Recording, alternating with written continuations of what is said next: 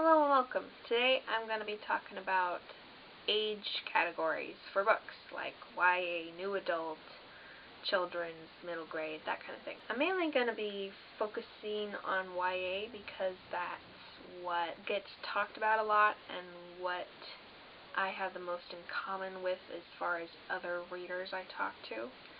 So that's where we're going to start. We're going to kind of go back and forth talking about the differences and the similarities and the why we chop it up different places. So the most basic definition for YA is by who the books are aimed at speaking to, who the readers are meant to be, who the writer aims the book towards as far as audience. And for YA, young adult, that's mainly 14 to like 20-ish, and for new adult, it's more like from 18 to through college age, and then middle grade or preteen is more like 8 or 9 through 14. So that's the most basic way to break things down, but there's a lot that's kind of bottled up and packaged within that, where how do you define what's the kind of books that's my cat meowing. How do we define what those different age groups should be reading or what they like to read? Now, to a certain extent, there are studies and surveys and that kind of thing that help find demographics that read different kinds of books. So there's that, where publishers want to know who they're marketing to so that they can use their marketing strategies more effectively. Like they want to know if this book is for teenagers so they can advertise it to teenagers, that kind of thing. So in preparation for this video, I've been looking at that kind of data and that kind of information that people have gathered and that people kind of hold in their minds when they think of what is YA, what makes something targeted to young adults, teenagers. There is, of course, the opinion that anything written to be YA is pandering and immature and generally lower brow than things written for adults, but we're just going to disregard that whole argument and actually pay attention to valid things. For example, a lot of YA tends to be structured so that the focus is on plot and characters, mostly plot, and the same sort of goes for middle grade, except even more so with the plot, whereas adult fiction tends to be more like that gross stuff we had to read in English class in high school. At least that I did. I think most people do. I was homeschooled, so I don't know the standard stuff people study, but that's what it seems like from what people have told me. The adult stuff being obviously not to my taste, but what it is more developing themes, and sometimes it's called literary. Books like Old Man and the Sea, stuff like that.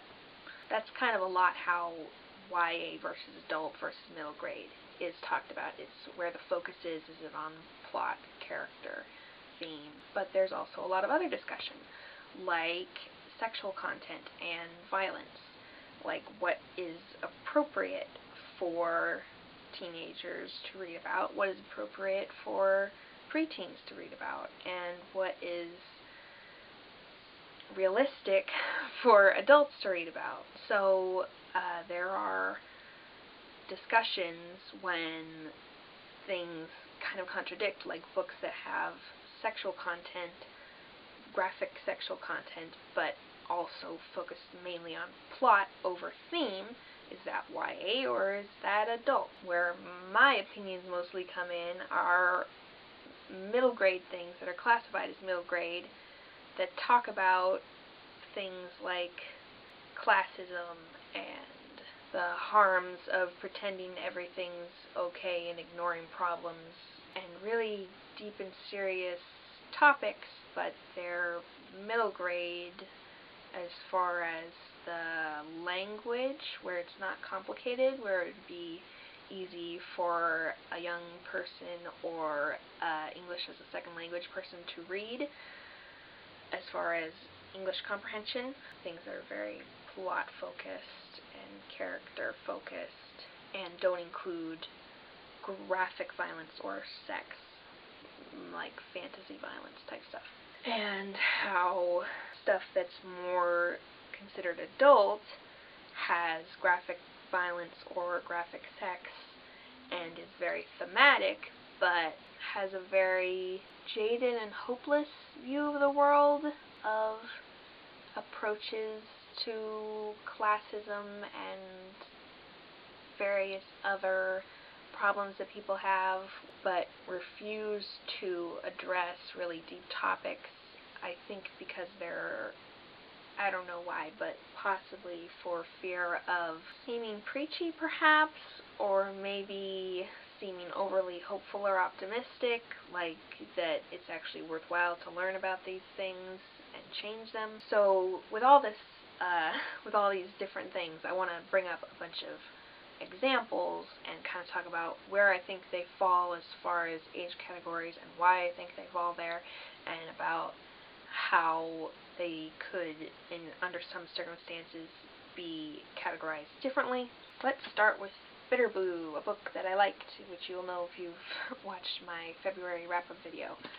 I think that this mainly counts as YA because the character is 18 years old, and a number of her friends and the people she interacts with are about that old. That's what has been framed as the most common way to divide up books for who they're meant for, thinking that people will want to read about people of a similar age to themselves. Except adults sometimes also branch out, being okay to read about younger people. There's a few ways in which Bitter Blue is kind of, it could be questioned what age it's suited for or who it's meant for, because the language that it's written in, the words are fairly simple, and the sentence structure is, it's something that a younger person would be able to understand. And so in that way it feels more like a middle grade book or preteen book. But another aspect that makes it seem more like an adult book is that there is a lot of really dark stuff in here. Rape doesn't happen in this book, but it's talked about as a past event. There's also self-harm and suicide and PTSD and all sorts of nasty stuff. And so generally a lot of stuff that people usually don't like young children to be exposed to, or even teenagers. And in the midst of dealing with all this horrible stuff that's going on with her friends and the people she works with, Bitter Blue is also dealing with her first crush and her first experiences with this guy she likes, and first experiences of that kind at all. But there's no graphic sexual content. It's very skipped over, say that it happened, but not like graphically. And in that way it's very YA. Very much teenager issues, stuff that teenagers are dealing with. Second one I want to bring up is Court of Mist and Fury, which is also in my February wrap-up video, and it is classified as YA, marketed, sold as YA, and a lot of YA readers, people who usually read YA, read these and consider them YA, but there are also a fair number of people who don't, and or who question why it's considered YA, and that's because there is quite a lot of graphic sexual content. But it is very much plot focused. I would almost consider it new adult because of the age of the protagonist and the age of the other main characters.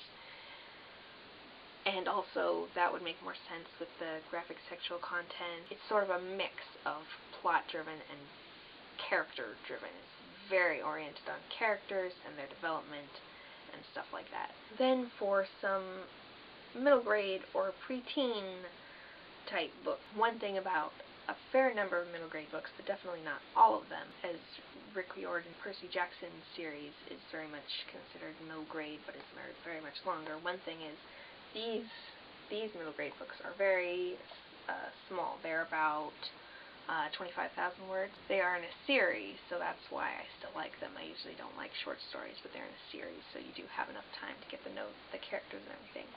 But they are very much plot-based, medium character-based, not nearly as much as Court of Mist and Fury, but they're very, very much plot-based, and that's kind of my favorite thing, so that's the reason they're some of my favorite books.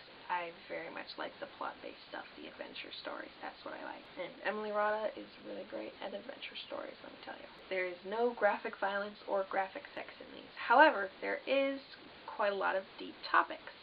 Not nearly as graphic or distressing as those in Bitter Blue, but this is what I'm talking about when I'm talking about stuff like classism, not ignoring problems. There's stuff about people who blame everyone else for all their problems. There's diplomacy type stuff.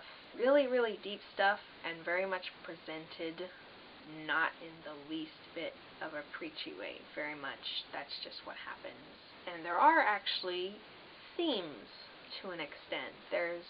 It's very plot-based, but there's also a lot of themes. There's a bit of fate as a theme, and parts being greater than the whole is a huge theme for Del Toro. So that's another area that's kind of questionable. How do you define things? Even though there are themes, they're not the main focus, the plot is.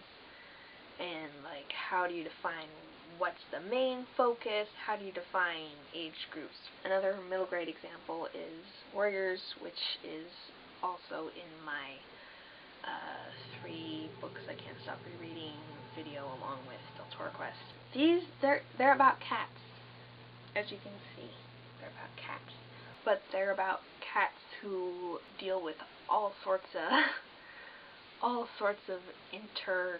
they live in clans, inter-clan strife and alliances, and they talk about loyalty and duty and all sorts of deep topics, deep meaty topics, but it's a little harder to define the Warriors books as being very plot focused, because there is a lot of plot, but it's less straightforward than the Del Toro series, and I could definitely see thematic elements throughout the series. But I would have to say that overall the main focus is the plot, and I can always talk more about both those series whenever you want to. Just comment below. I will talk your ear off about it. So now I have some adult examples. One is The Wise Man's Fear, which I haven't read yet, but I've read the first book in the series, and I've read about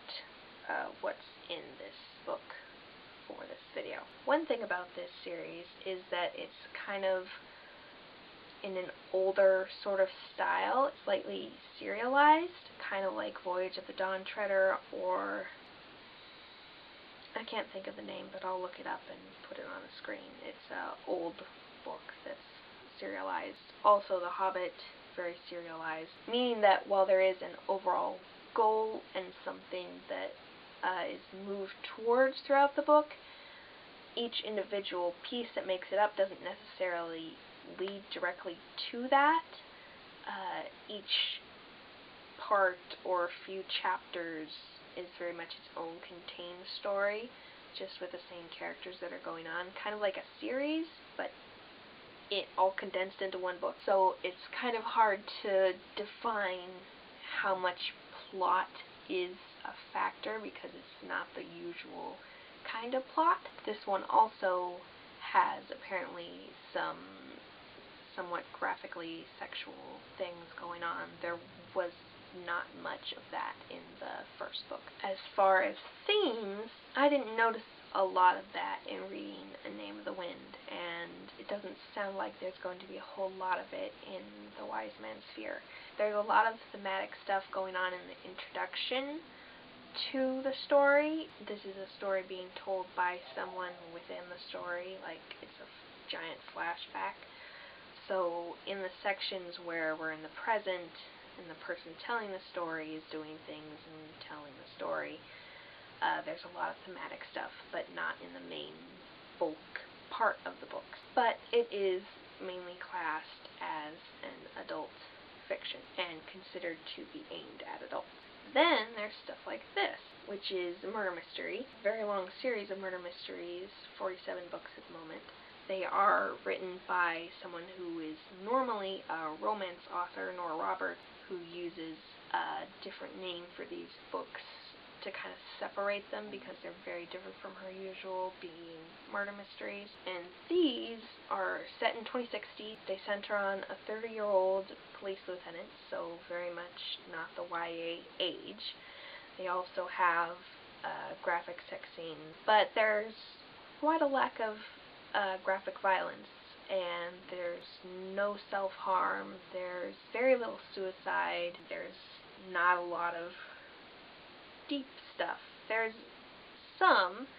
The biggest one I would say that I find the most valuable in these books, certainly what makes me enjoy them the most, is that friends and the family you make for yourself are shown to be extremely valuable to one's own mental health. The main deep topic that I find talked about is friendship and the value of friendship and the family that you make rather than the family you're born into. How you're not predestined to do anything no matter your background. It's all your own choices. But for the most part, they're just really excellently written police procedure mysteries, interesting and fun and great descriptions and good characters. Good and varied characters. There's a lot of variation among the characters, and I really like that. Feminism is also quite big. But I'm not really sure about themes. It's not theme-ish at all, really. It's very much about the plot as far as the murder mystery. We're solving a murder here. That's what we're doing. We're not messing around with oranges and big fish in boats. And yet it's very much considered adult fiction because I believe of the sexual graphicness, and also I think most murder mysteries are considered adult. I'm going to be linking a bunch of stuff below of what I've been researching for this video and other people's thoughts on age categories and stuff. So if you want to know more about this, check the description and tell me all your thoughts in the comments. I'll see you next week for another art video and then another book-based video the week after that. See ya!